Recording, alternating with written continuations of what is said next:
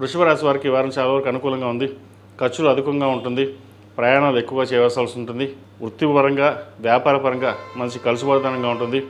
అదేవిధంగా పెద్దల ఆరోగ్య విషయంలో కొన్ని జాగ్రత్తలు తీసుకోవడం, హాస్పిటల్కి ఎక్కువ తిరగడం ఇటువంటి ఉండే అవకాశం లేకపోలేదు.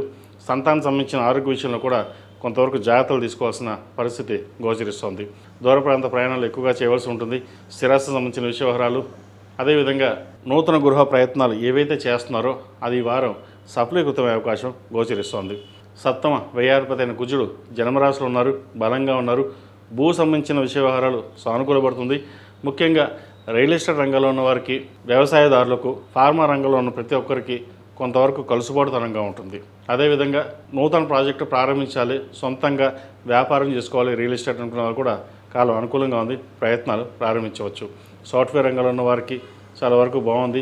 విదేశీ సంబంధించిన విషయాలు, విదేశ ప్రయాణం కోసం చేసే అవకాశాలు ఏవైతే ఉన్నాయో అవి కొంతవరకు అనుకూలంగా ఉంటుంది. అయితే దశమ స్థానంలో, వృత్తి స్థానంలో రాహు ఉన్నారు. రాహు వీరికి బలంగా ఉన్నారు కాబట్టి విదేశీ సంబంధించిన విషయ వ్యవహారాలు, స్థిర నివాసం సంబంధించిన విషయ వ్యవహారాలు సానుకూలంగా ఉన్నాయి. ప్రయత్నాలు ప్రారంభించవచ్చు. అదేవిధంగా ఈ రాశిలో జన్మించిన విద్యార్థులకు కాలం అనుకూలంగా లేదు. వాటి విషయంలో జాగ్రత్త వహించాలి. ప్రతిరోజు ప్రతినిత్యం దక్షిణామూర్తి స్తోత్రం పఠించడం, దక్షిణామూర్తి రూపు మెడలో వేసుకోవడం చెప్పదగినది. అదేవిధంగా ఏదైనా సరే ఒక నిర్ణయం తీసుకున్నప్పుడు పెద్ద సలహాలు తీసుకోండి. సొంత నిర్ణయాలు తీసుకున్నట్లయితే నష్టపోయే అవకాశం గోచరిస్తుంది. ఈ రాశిలో జన్మించిన స్త్రీలకు ఆరోగ్యపరంగా అనుకూలంగా ఉంటుంది. వృత్తిపరంగా, వ్యాపారపరంగా మీ చేసే ప్రయత్నాలు ఏవైతే ఉన్నాయో సానుకూలపడుతుంది. అదేవిధంగా నూతన ఉద్యోగ అవకాశాలు కలిసి వస్తాయి. ఎక్కడైనా సరే స్థిరంగా ఉండి మనం ఉద్యోగ ప్రయత్నాలు చేసుకోవాలి, స్థిరంగానే ఉద్యోగంలో ఉండాలి అనే ఆలోచనతో ఉంటారు.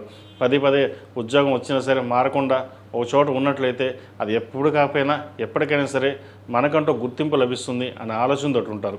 మీడియా రంగంలో ఉన్న వారికి విశేషమైన ఆదరణ లభిస్తుంది. అదేవిధంగా సినీ కళారంగంలో ఉన్న వారికి, డాక్యుమెంటరీ రైటర్స్కి, ఫార్మా రంగంలో ఉన్న వారికి, సాఫ్ట్వేర్ ఇంజనీర్స్కి, అదేవిధంగా టెక్నికల్ రంగంలో, టెక్నికల్ రంగంలో ఉన్న వారికి, ఏఐ ఆర్టిఫిషియల్ ఇంటెలిజెన్స్ ఉన్నవారికి, ఈ రంగంలో ఉన్న వారికి చక్కగా మంచి అవకాశాలు కలిసి వస్తాయి.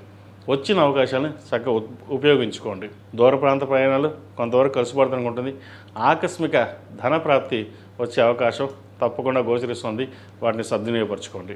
ఈ రాశిలో జన్మించిన వారు ప్రతిరోజు ప్రతినిత్యం ఓం నమస్య ఒత్తులతోటి ఓం నమో నారాయణ ఒత్తులు కలిపి దీపారాధన చేయండి. ఒక ఏకాదశి నాడు బ్రాహ్మణుడికి స్వయం పాకం దానంగా చేయండి. మంచి ఫలితాలు సంప్రాప్తిస్తాయి. ఈ రాశిలో జన్మించిన వారికి కలిసి వచ్చే సంఖ్య 8, కలిసి వచ్చే రంగు తెలుపు. ఏదైనా పని మీద బయటకు వెళ్ళినప్పుడు గురువారం కానీ శనివారం వెళ్ళండి. మంచి ఫలితాలు సంప్రాప్తిస్తాయి. ఈ పూజస్టోర్.in పసుపు కుంకుమ నుంచి దేవతా విగ్రహాల దాకా అన్ని రకాల పూజలు, వ్రతాలు, గృహప్రవేశం, హోమాది శుభకార్యాలకు కావాల్సిన పూజా సామాగ్రి అంతా ఒక్కొక్క క్లిక్ తోనే మీ ఇంటి వద్దనే పొందండి. ఈ పూజస్టోర్.in